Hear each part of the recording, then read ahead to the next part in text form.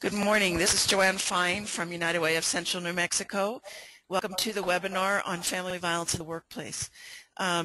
Before I introduce and thank the speakers, I want to tell you a couple of things about the software that we're using. It's our first time, so we beg your patience doing a webinar. We've all attended webinars, but at least our staff has not created one. So we're doing the best we can, and I wanted to and you can type in questions not only about the presentation, but if you're having difficulty, on the right side of your screen you should see a list of things, and among them it says questions. If you click on that box, you can open it up and type in your questions. Only you will be able to see your questions. Of course we'll be able to see them, but the other audience members will not.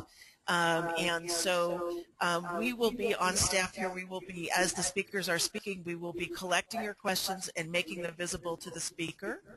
And we think unless there's something compelling right at that moment, they will wait until the end of each of their presentations to answer those questions. At the end of the entire thing, at about 11:25 or thereabouts, we will have questions for all the speakers to be able to answer. We are also recording this, and it's our intention to post that on our website. Again, it's a challenge we haven't met yet, so we think we can do it, and we're going to certainly give it the old college try. But we don't know for certain because it's our first time. At the end of the session, also, all of the questions that you send in will be available to the speakers, and your contact information will be available to them as well. And so they will be able to answer your questions, and you have contact information for them as well, so you can communicate directly with the speakers. I want to ask you a question now, just to see to show if the question box is working. If you can send me a question that instead of a question says what company you're from, we'll be able to see if the question box is working and if you can find it. So let's say go. Click on the question box and type in something, and that way we'll know that you know how to use that, and it's working on our end.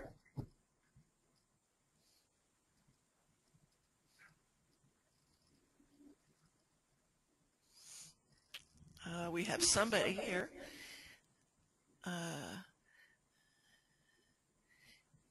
We have, let's see, Presbyterian, DAIC in TRC, New Mexico, welcome. Tammy from Burt and Company, CPAs, SW Ree, Bohannon Houston, Lean HR Solutions, David from the Evolution Group. Hello, David. Somebody, Ernie, is saying hello.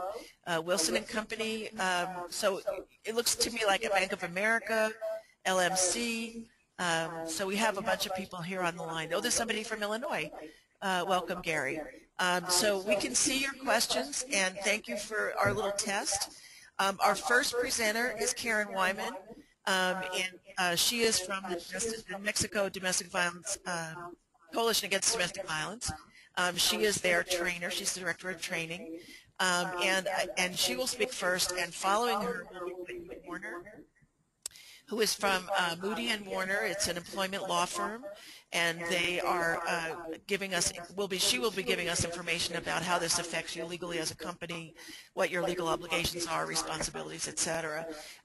Then Paul Syke, Sergeant Paul Syke from the Albuquerque Police Department, who's the head of the DV and stalking unit for APD, and has invented some really new ways of taking a look at this problem from a solution side.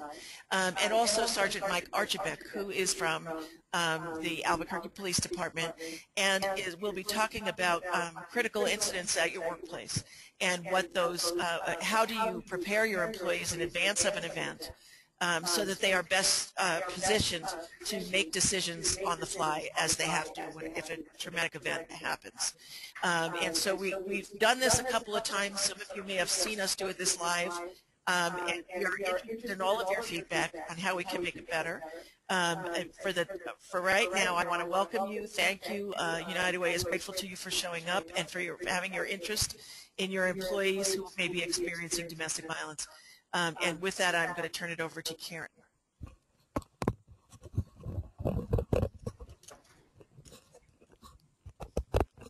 Thanks, Joanne, and good morning to everyone. Thank you all for being up early and ready to take part in this webinar on domestic violence and violence in the workplace. I want to thank the United Way and their staff members for being here and taking care of all the technical pieces of this training, which was no small feat.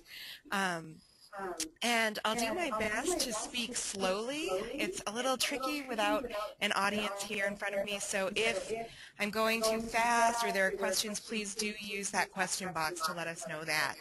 And I will spend more time or adjust my pacing if needed. So I'm going to start talking about the dynamics of domestic violence. Because domestic violence is really different from other forms of violence. Generally, when we think about violent incidents, we think of a one-time isolated happening. And when we're talking about domestic violence, we're talking about violence that's happening to us in a pattern. There's usually more than one incident, and there's usually more than one form of violence going on. And it's also happening from someone that we trust and should feel safe with. So there are some really key differences, and domestic violence hits really close to home for many of us. Rates of domestic violence are really high, particularly here in New Mexico. And I just want to take a moment to acknowledge that fact for all of us who are here talking about this today. And that if at any point during the training you need to take a break from it, please do take care of yourselves, because many of us have survived domestic violence or witnessed it as children or have known and cared about someone who's been affected by that. So I just want to acknowledge the impact that domestic violence has had on all of us. So I want to... There we go. For this definition, which is not the legal definition, I'll talk about that in a little bit, about domestic violence. We're talking about a pattern of behavior that's used to establish power and control over a household member through fear and intimidation, often using threats and violence. So we're not talking here about isolated incidents, but really the intention of domestic violence is that ongoing power and control over generally your intimate partner. Are there any questions about the definition so far? Please feel free to use that question box.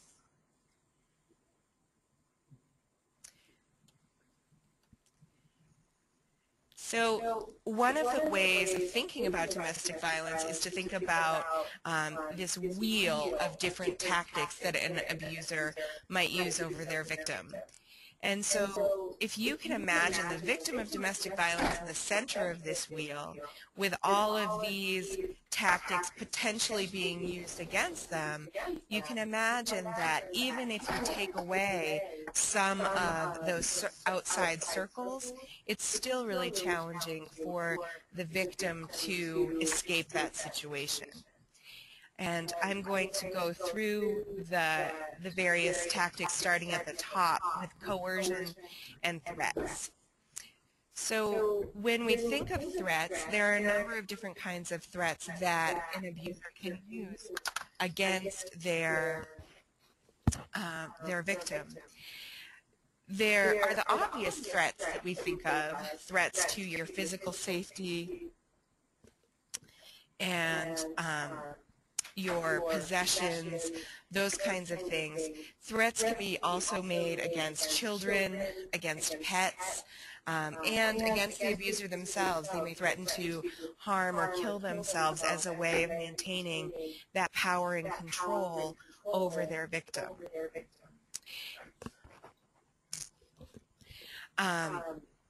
One of the characteristics of domestic violence has to do with coercion.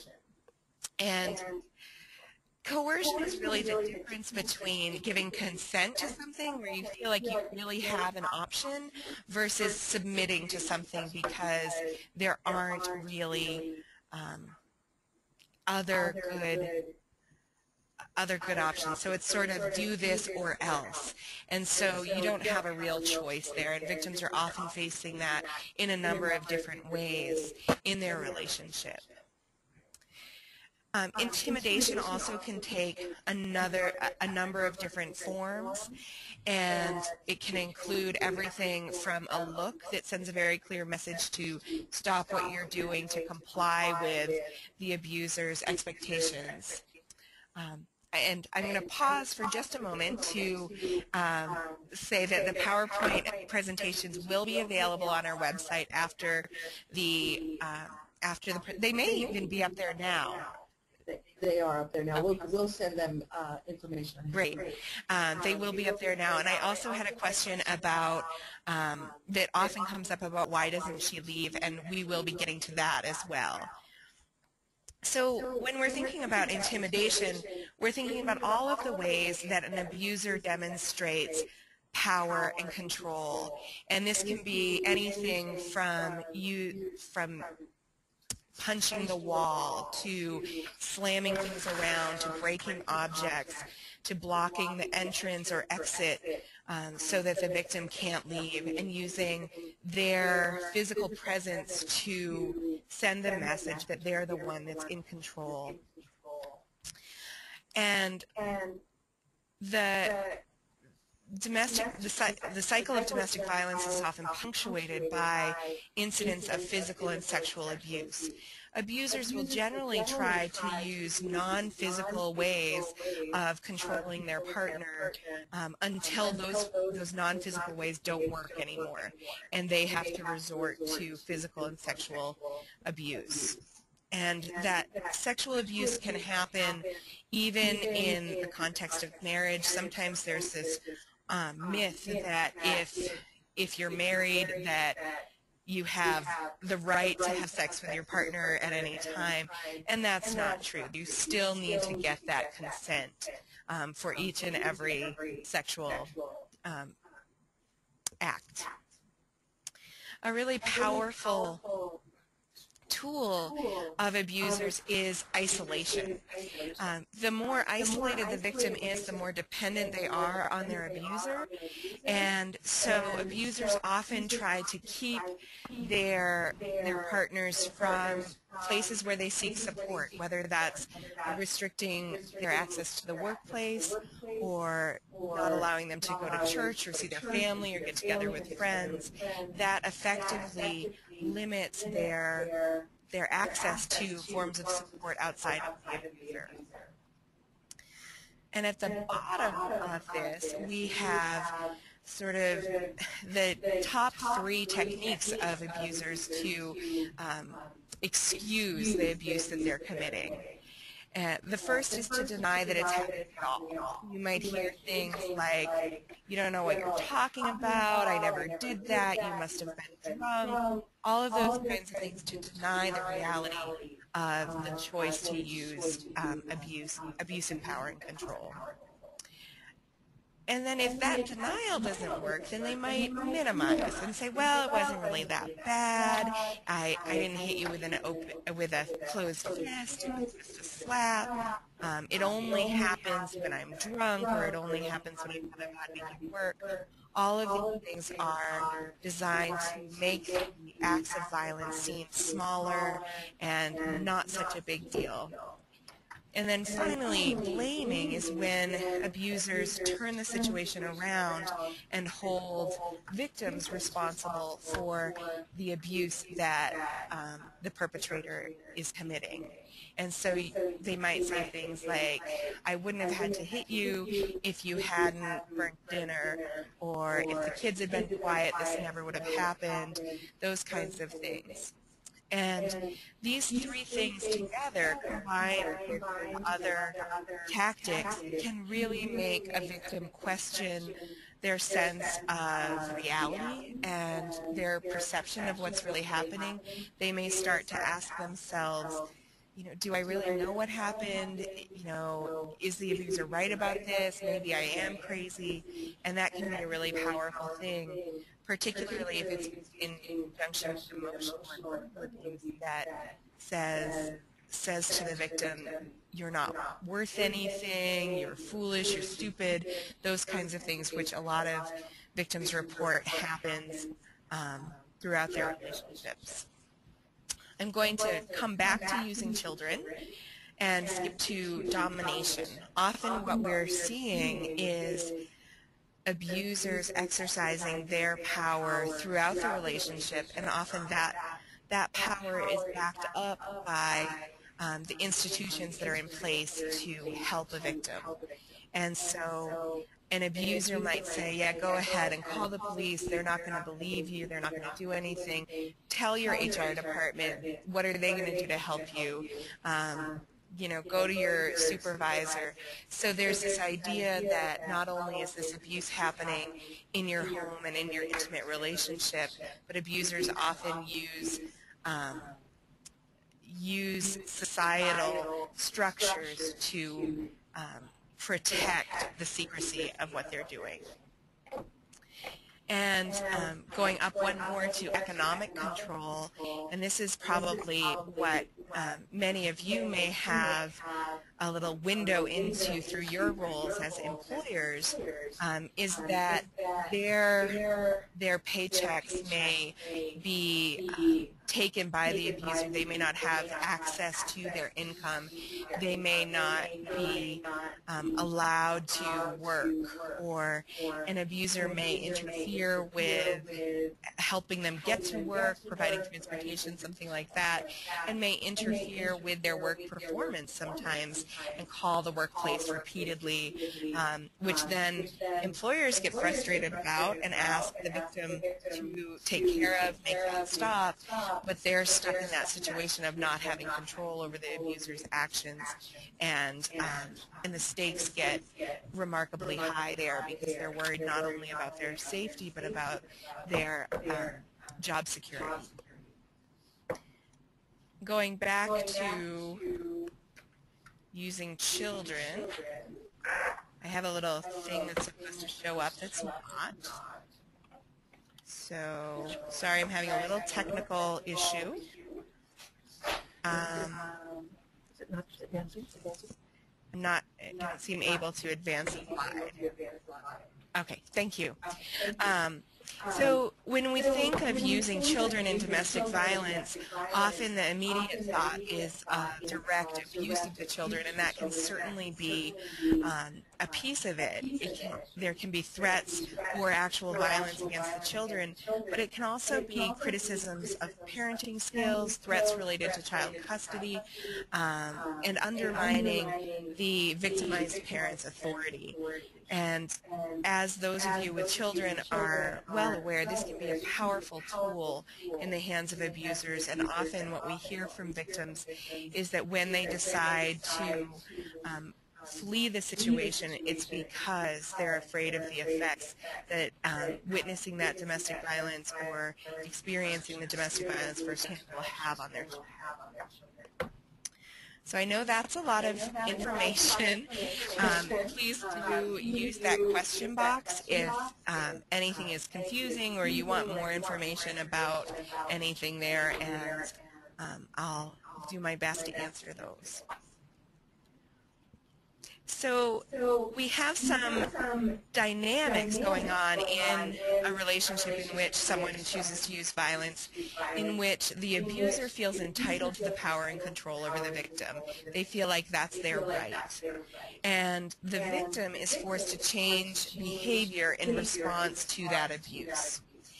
The problem comes in that the victim has no control over the abuse. So they're feeling responsible for it, but those rules that the abuser is imposing may be constantly changing. So one day it's if the kids are quiet, the next day it's why are you so strict about the kids kids' bedtime, I want to stay up and, you know, play Monopoly with them. So that rules can be constantly changing, and the victim is supposed to intuitively and psychically just know what to do to avoid the abuse, but has no real control over that abuse, because that choice to use violence rests solely with the abuser.